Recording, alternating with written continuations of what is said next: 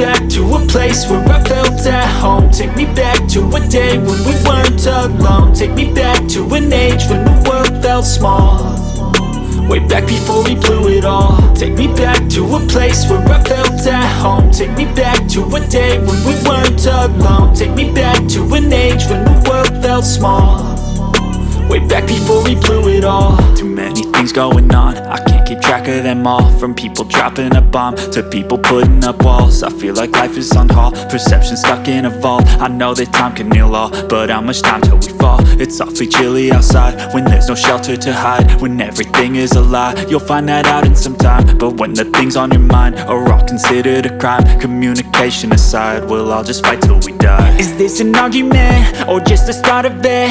Either way, I don't wanna be a part of it. Can I just get some space? I don't have the heart for this. I can't be picking up the pieces, fixing scars from this. Is this an argument or just the start of it? I wanna drive away so I can be so far from it.